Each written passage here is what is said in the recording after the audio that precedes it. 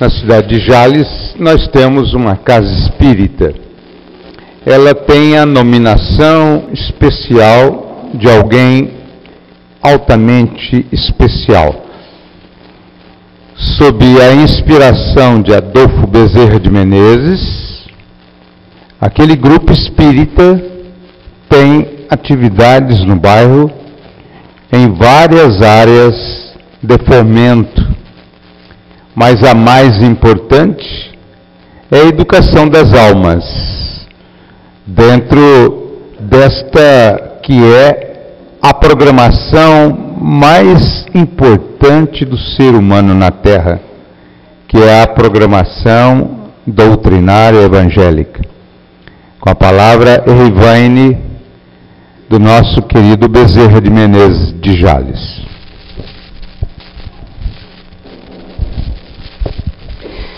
Que a paz do Mestre Jesus possa estar conosco hoje e sempre. Mais uma vez retornamos a esta casa e é motivo de muita alegria o nosso coração, porque aqui temos laços fraternos que nos traz a alegria, a felicidade de podermos conviver dentro desta doutrina e fortalecendo os laços da alma. Este ano, no mês de abril, o Evangelho segundo o Espiritismo fez 150 anos de codificação. E pensando nesta obra magnânima, transcrita pela inspiração do nosso irmão Kardec, por meio dos irmãos venerandos, que nós construímos algumas reflexões para esta noite. Segundo Kardec, o Evangelho segundo o Espiritismo é o roteiro infalível para que nós possamos conquistar a felicidade real. E diante desta assertiva, nós buscamos em algumas obras constituir os pensamentos para falarmos aqui hoje e ao mesmo tempo para aprendermos um pouco mais sobre essa pilastra da doutrina espírita que muitos de nós ainda desconhecemos, e tenho a ousadia de dizer que nenhum de nós ainda nos apropriamos da sua essência em plenitude. Aos nossos olhos, somos aprendizes desta obra, porque a cada leitura, a cada reflexão, nós vamos constatando a grandiosidade das lições que ali estão e que nos sustentam, que nos libertam, que nos alicerçam para o nosso cotidiano, para as nossas vidas. E aqui, vida esta que extrapola este corpo físico, porque estas grandes lições, essas magnânimas lições, as nossas almas, os nossos corações, levarão para a real vida, que é a nossa vida espiritual.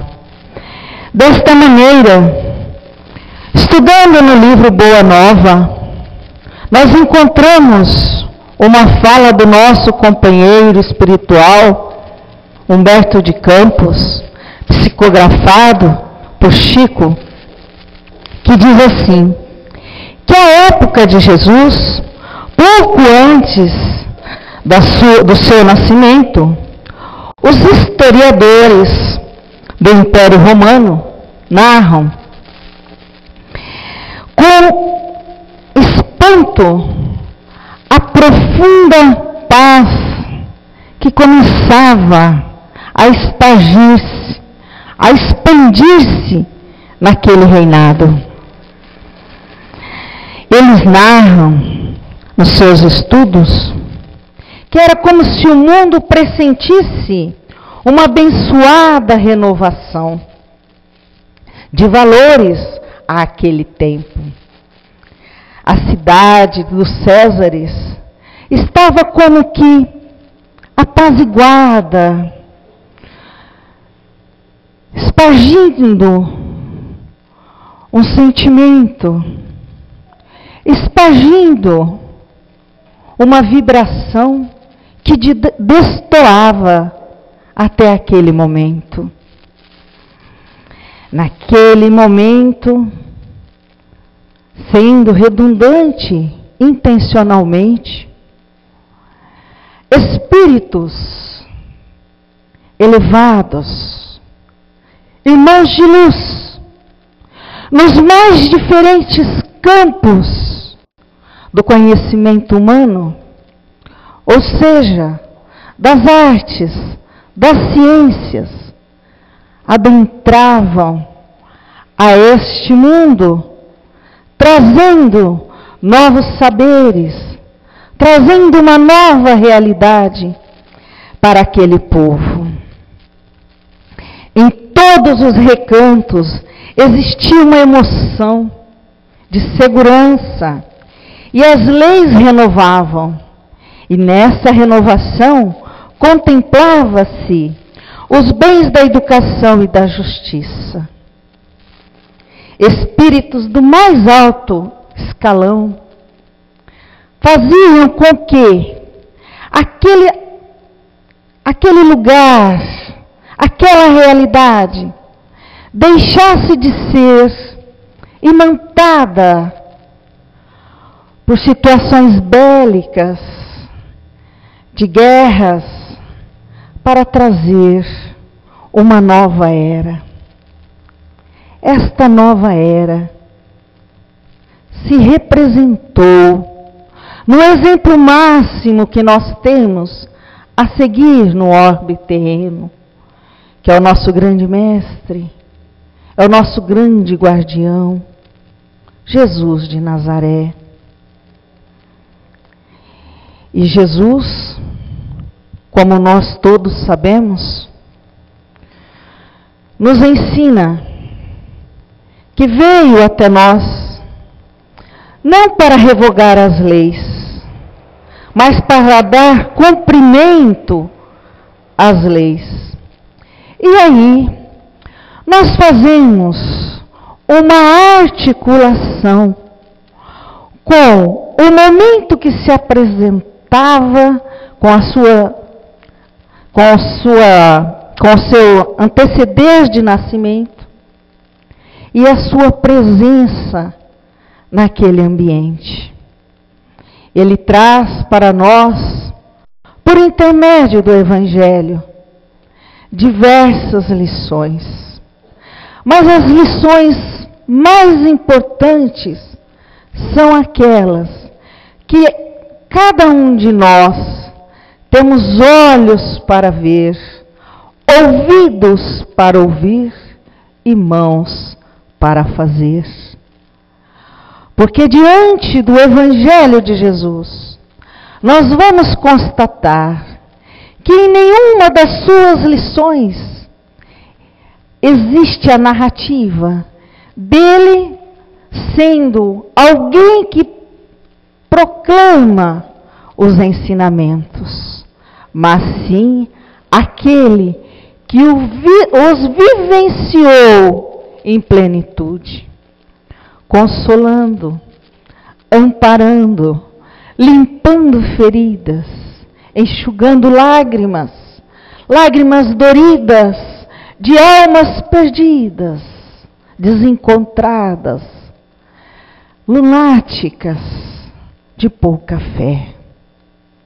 O Mestre, por intermédio do seu exemplo, mostrou a todos e nos deixou o legado de que, para que cada um de nós possamos realmente adentrar ao reino de Deus, é preciso que venhamos a vivenciar em plenitude este Evangelho, representado por suas lições.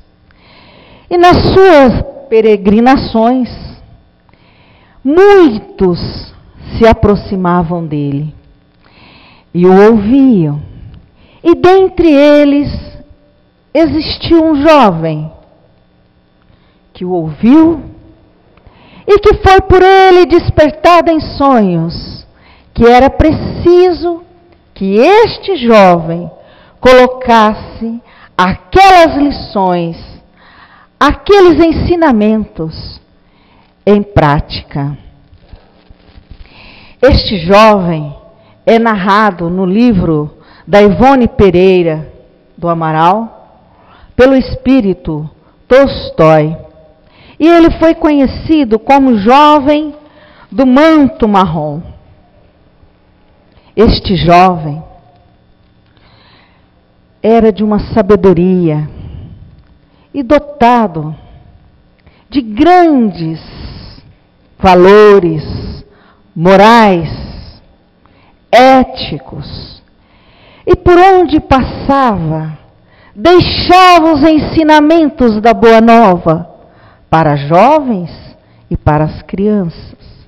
E ali ele falava desse Nazareno, que trouxe as maiores lições de amor para com os seus semelhantes, que deixou para cada um dos seus irmãos aqui um legado de exemplificação, onde as dores poderiam ser sanadas quando se fortalecesse a fé, mas que para que essa fé fosse fortalecida, era necessário que se conhecesse as leis do Pai, e que essas leis poderiam ser resumidas em dois grandes ensinamentos. O primeiro, amar a Deus acima de todas as coisas. O segundo, amar a Deus, aos semelhantes como a si mesmo. E diante dessas duas assertivas, amar a Deus acima de todas as coisas e ao próximo, ao semelhante como a ti mesmo, cada um dos filhos do Pai precisaria sair, abrir, romper-se com as couraças do orgulho, do egoísmo, da avareza e de tantos outros sentimentos menos nobres que ainda estavam e permaneciam e permanecem, infelizmente, em nossos corações. E aqueles jovens, aquelas crianças, iam bebendo daquele alimento para as suas almas. E num outro momento, este jovem, pelos dotes da poesia, porque adorava poemas, declamava, por onde passava, as mais diversas poesias, transcrevendo os ensinamentos de Jesus. E neste momento, eu peço a liberdade para ler um desses poemas. Evangelho de São Mateus, capítulo 6, versículo 19 a 34, do Sermão da Montanha. Não entesoureis, meus irmãos, para vós os efêmeros tesouros da terra. Tudo consomem, e onde os ladrões os desenterram e roubam, mais meritório será para vós, irmãozinhos, adquirir os tesouros do céu, o amor, a fé, a esperança, a bondade, a paciência e a justiça, o dever, a moral e o nobre labor, de todos os dias, de todas as horas, porque estes bens que são verdadeiros, eternos. Não os consome a ferrugem, nem os roem as traças daninhas do mal. Esses são bens mais vossos, para que convosco irão para a vida celeste. Bens que os ladrões não desenterram, não roubam. Não entesoureis, meus irmãos, para vós os efêmeros tesouros da terra, onde a ferrugem, a traça, tudo consome. Porque onde as guardam, jovens irmãos, estes tesouros, aí também estará o vosso coração. Não andeis cuidadosos, criando ambições, que atormentam e afligem as vossas horas diárias, e nem vos detenhais a pensar, que comerei, que beberei, porque o dia futuro a si mesmo trará seu penoso cuidado, e a um dia bem bastará sua própria aflição. Pensai primeiro, meus irmãos, meus irmãozinhos do coração, antes de tudo, em vossas almas celestes, filhas de Deus, que muito mais valem do que a comida do corpo, do que a bebida, do que o vestido e a residência terrena, com que tanto e tanto vos afligis. Vede, irmãozinhos, as avezinhas que voam no ar. Meditai neste exemplo. Elas não semeiam, não sejam, não acumulam em celeiros. E todavia, vosso Pai poderoso, que vive nos céus, as vestes, as sustenta, com lindas plumagens, com alimento diário e água pura das fontes. E se com elas, assim mesmo procede esse Pai caridoso, convosco melhor o será e fará certamente. Porventura não sois diante dele muito mais do que elas? Considerai como crescem os lírios do campo.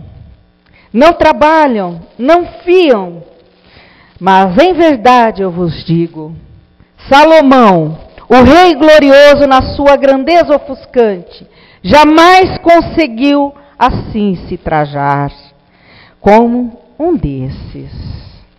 O lírio é como o feno do campo, hoje está lindo e vigoroso, mas amanhã já murchou e caiu, para ser consumido no fogo, pois apesar de assim ser, e se Deus assim belo conserva, nos jardins e nos vales, no campo, nos brejos, quanto mais a vós o fará, que sois almas eternas, homens sem fé.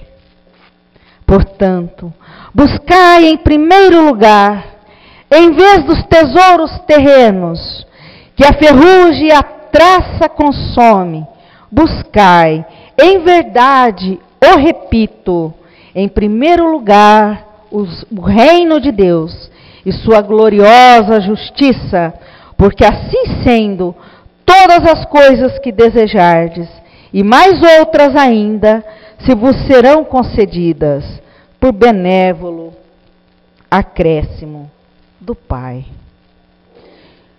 Diante deste poema, nós vamos adentrando em nosso íntimo e temos a oportunidade de refletir sobre os valores que estamos constituindo, sobre os valores que estamos construindo em nossas vidas.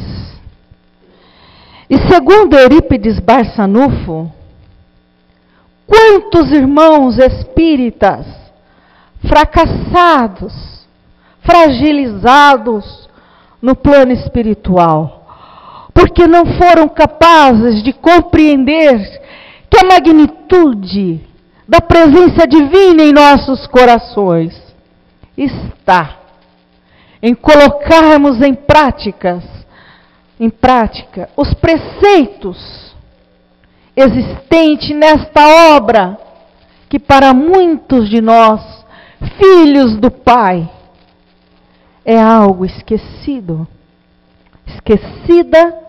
e abandonada, e por muitos repudiada. O que temos feito, meus irmãos, com este Evangelho, com estas lições? Que valor temos dado a elas? Estamos presos aos valores que as traças corroem, que os ladrões roubam, que se definham pelo ciclo da vida e do processo evolutivo dos orbes e das almas? Ou estamos nos apropriando destes ensinamentos e colocando-os em nossas almas, em nossos espíritos, como lições primeiras, para que possamos ser e estar realmente constituindo e construindo a nossa felicidade real? Quantos filhos que fracassam mesmo com o conhecimento, porque não foram capazes de olhar as singelas lições, mas que em contrapartida, profundas no que tange a grande verdade, que é a de que todos nós, queiramos ou não, teremos que progredir, teremos que evoluir, e para que este progresso, esta evolução ocorra, precisamos estender as nossas mãos, ceifando sim todos os sentimentos menos nobres, que endurecidamente permanece muitas vezes em nossos corações, e não somos capazes de nos sensibilizarmos com as lições que nos apresentam Jesus. Não somos capazes de nos sensibilizarmos com as lições exemplificadoras de Jesus. E por que não exemplificadoras desta causa que abraçamos? Porque esta causa é a causa de Jesus, que é a causa do Pai Celestial. Muitas vezes, quando a dor bate às nossas portas, não compreendemos o porquê desta dor. É simples e fácil de identificarmos. Olhemos para nós, mas tirando todas as máscaras que muitas vezes colocamos e as esquecemos em nós. O que cada um de nós tem feito deste Evangelho? Quais as ações fraternas, solidárias, temos realizado para que, com que menos irmãos sofram pela ignorância das lições de Jesus, pelo uso que faz dos conhecimentos já adquiridos? O que temos feito com este Evangelho? Em nossos lares, junto aos nossos filhos, aos nossos esposos, às nossas esposas, aos nossos pais, que envelhecem fisicamente, mas que os seus corações e as suas consciências despertas nos chamam ao trabalho, à afetividade, à compreensão, à tolerância e há tantos outros sentimentos que nós, que abraçamos esta causa, muitas vezes não as praticamos, não a praticamos. Por mais que venhamos aos estudos, às palestras, às reuniões, e mesmo fazendo o trabalho. Porque fazer o trabalho não significa que estamos vivenciando o Evangelho. Porque este trabalho, ele tem que estar imantado do que há de melhor em nós. Este trabalho não pode ser por obrigação. Este trabalho não pode ser para as aparências exteriores, que muitas vezes nós o fazemos. Este trabalho tem que estar revestido das melhores vibrações de amor que somos capazes de doar. Porque o trabalho do Evangelho no nosso cotidiano é fazer com que um copo de água, com que uma mensagem, com que uma limpeza, com que um pão, uma costura, enfim, um estudo, uma leitura, saia de nós, iluminada pelo potencial de luz que somos, porque Jesus também deixou no Evangelho: filhos, irmãos queridos, vós sois luz, façam com que essa luz brilhe.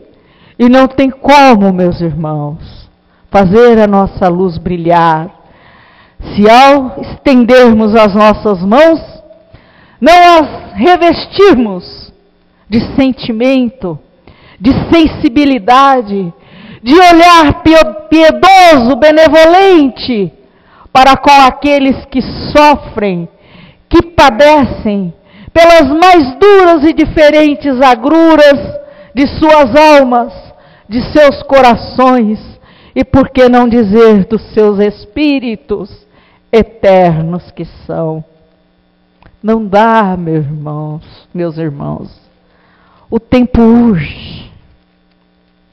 Como poderemos acompanhar a iluminação deste orbe sob a guarda daquele que há mais de 2000 anos veio aqui e nos ensinou e nos deixou um legado?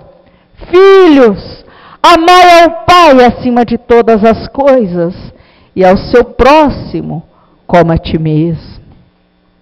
Como trilharmos para este orbe iluminativo, se a nossa luz ainda estiver ofuscada pelos sentimentos que nos tornam menos brilhantes do que poderia ser?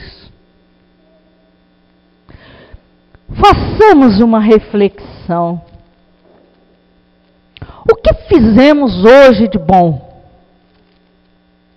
Mas realmente algo que fez a diferença na nossa mala.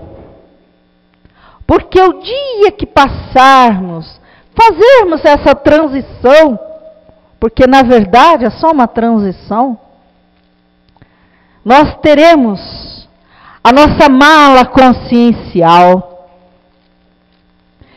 poderá estar repleta, mas também poderá estar do mesmo jeito de quando nós aqui adentramos, nesta presente reencarnação. Porque nós sabemos que os espíritos não retroagem, mas estacionam.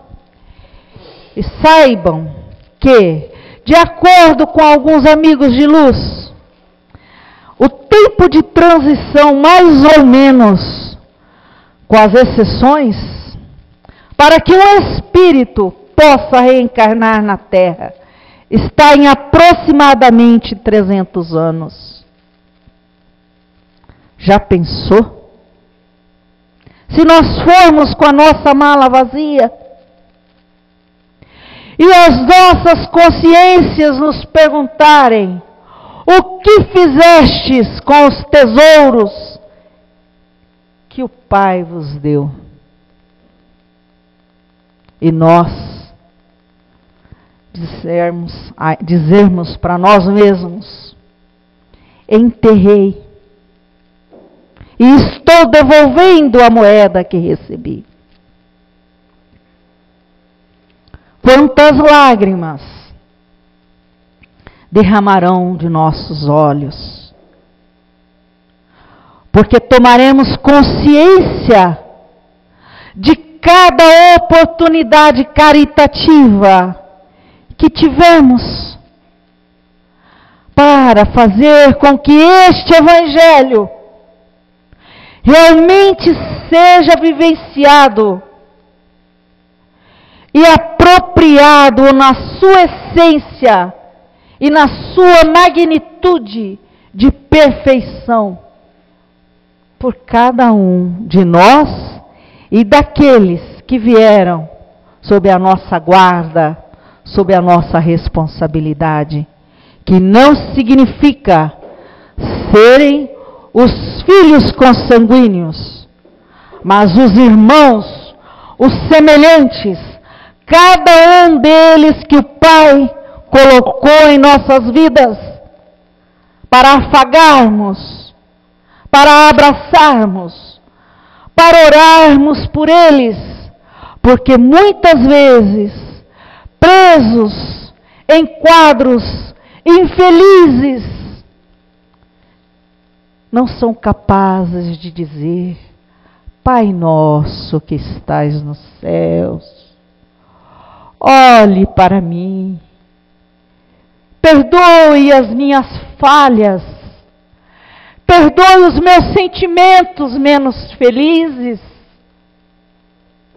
Pai nosso que estais nos céus, apiede-se deste coração endurecido pelo egoísmo, pelo orgulho e por não se dispor em vivenciar as lições deixadas pelo Nazareno, mas que adentrou em meu lar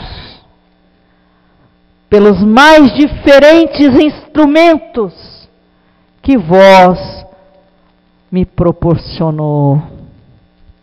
Porque hoje, com a magnitude das tecnologias, nós podemos fazer, e tem se feito muito bom uso dessas tecnologias. Prova disso que em nossos lares, por um aparelhinho deste tamanho, somos capazes de nos conectar com o mundo e ouvir as mais belas lições, os mais lindos depoimentos e também grandes exemplos para que possamos despertar esta sensibilidade fraterna que se faz necessária para que possamos ter menos lágrimas, menos dores, menos aflições, menos angústias, menos irmãos contraditores da causa cristã. Porque muitos daqueles que nos cobram, que nos assediam, que nos fragilizam por nossa invigilância, são irmãos que tivemos a oportunidade de orientar, de levar o Evangelho, mas fracassamos por palavras ou por ações. Então, esta noite, meus irmãos, que venhamos a refletir sobre o que temos feito com este Evangelho. Porque aquele jovem que levava as lições de Jesus por onde passava, que irradiava tamanho amor para com aqueles outros jovens e com aquelas crianças, conhecido como jovem do manto marrom, com a sua harpa, saía a cantar e levar a boa nova. E as mães, encantadas com aquele jovem, muitas vezes o recolhia em seus lares. E ele então, nos lugares mais singelos, mais humildes, como também em outros mais suntuosos, não deixava de dizer que as lições do Nazareno, contidas no Evangelho segundo o Espiritismo, eram lições e são lições para serem saboreadas pelos nossos olhos, mas principalmente por nossas consciências. Porque não basta conhecer, é preciso vivenciar. O conhecimento, nós vamos purificando, nós vamos, por assim dizer, limpando o grande texto. A cada reencarnação, a cada oportunidade que temos de contactar esse grande sustentáculo que temos nas obras basilares da doutrina espírita. Mas, para que esta limpeza seja plena, é preciso que a cada passo que cada um de nós dá, seja revestido daqueles exemplos que ali estão. E hoje, segundo o nosso irmão Bezerra de Menezes, esse magnânimo espírito, juntamente com esses outros grandiosos, por compreenderem as lições de Jesus e se esforçarem para que os seus irmãos, os seus semelhantes, se apropriem também destes ensinamentos. Trabalham na mente para que possamos estar. E este irmão nos faz um alerta, chama a nossa atenção de modo bem singelo, doce, mas de uma verdade absoluta. Filhos, vós que abraçaste a causa espírita, que é a causa cristã, vós rogastes ao Pai que lhe desse esta oportunidade, e ela se materializou. Agora, se pergunta, filhos, o que vós tem feito desta oportunidade? quanto vós tem dedicado do dia da sua vida para que esta pilastra se sustente cada vez mais em cada lar, em cada ponto deste orbe terreno. O que vós, dentro do teu campo de atuação, tem feito para que aquelas luzes meio que chamuscadas pelos entraves da vida possam se fortalecer em brasa e fazer resplandecer os mais fortes raios iluminativos?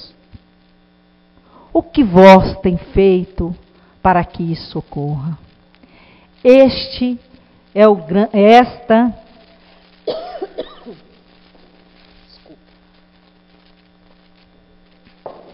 é a grande pergunta. Tem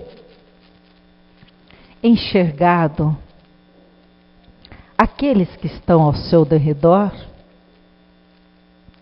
Sabe onde está o teu filho? Sabe onde está sua esposa, seu esposo, seus pais? Sabe o que sente estes que estão próximos ou presos na indiferença produzida por também esta sociedade e também estas tecnologias? Ou tem bem feito bom, melhor dizendo, uso destes recursos? Qual é o tempo que cada um de vós disponibiliza do Evangelho em vossos lares? Segundo o seu Durval, que é o presidente da USE nossa lá, ele falou uma coisa, eu não sei se eu já disse aqui, mas que aquilo me martela a alma. E todas as vezes quando eu escorrego, eu me lembro dele. Com esta lição tão simples, mas magnânima. Ele disse uma vez na nossa casa o seguinte, que Deus fez o dia em 3 tempos. 8 horas para nós trabalharmos, porque estamos num plano que precisamos trabalhar. 8 horas para que o nosso corpo descanse, porque o nosso espírito não precisa de descanso, mas o nosso corpo precisa. E 8 horas para o nosso lazer. E nesses 3 tempos, ele perguntou: qual é o tempo que nós temos dado à vivência desta doutrina? A vivência deste Evangelho. Qual é o tempo que temos dado em nossas vidas para que a presença divina se manifeste verdadeiramente em nossos corações, em nossos lares, junto àqueles que estamos nesta oportunidade reencarnatória, fortalecendo laços ou aparando arestas? Muitas vezes, para nós é difícil dedicarmos 3, 4 minutos para uma prece. E muitas vezes, as nossas preces nunca são de gratidão, mas de peditório. E se olharmos com os olhos da alma, veremos que somos felizes dentro da proporção que este planeta nos permite e a nossa condição espiritual proporciona, somos felizes. Temos um corpo que pode manifestar a nossa vontade. Temos a nossa consciência despertada para refletirmos as nossas ações. Temos a oportunidade de saber que o Pai não nos castiga, que Ele nos dá oportunidades de renovação e que podemos sair daqui hoje e já revestirmos deste baluarte chamado Evangelho segundo o Espiritismo, tão magnanimamente escrito por nosso irmão Kardec, sobre a vigilância, a coordenação, a orientação do Mestre Jesus, com a pleiade de espíritos que trabalham a sua ordem, que nada mais é do que a ordem do Pai. Podemos em nossas preces rogar para que os homens que comandam o nosso país, as mulheres, porque quando falamos homens não estávamos falando em gênero, possam se sensibilizarem verdadeiramente com este povo sofrido, dorido, necessitado em todos os aspectos, e dentre eles necessitados do Evangelho vivenciado. Porque, para terminar, nós gostaríamos de dizer que, segundo Joana de Ângeles e tantos outros irmãos de escola, o Evangelho é o nosso livro primeiro, porque ele é o nosso condutor moral e ético. E nós não podemos nos distanciar desta verdade, desta assertiva. Então, enquanto filhos de Deus, cristãos e espíritas, temos o compromisso com o Pai de fazermos tudo que for possível para que esses preceitos morais e éticos façam parte das nossas vidas. Porque quando fazemos isso, nos distanciamos da felicidade irreal e nos aproximamos da real, que, conforme os nossos irmãos de luz, as traças não corroem, os ladrões não roubam, e estarão em nossas consciências pela eternidade. Muita paz a todos.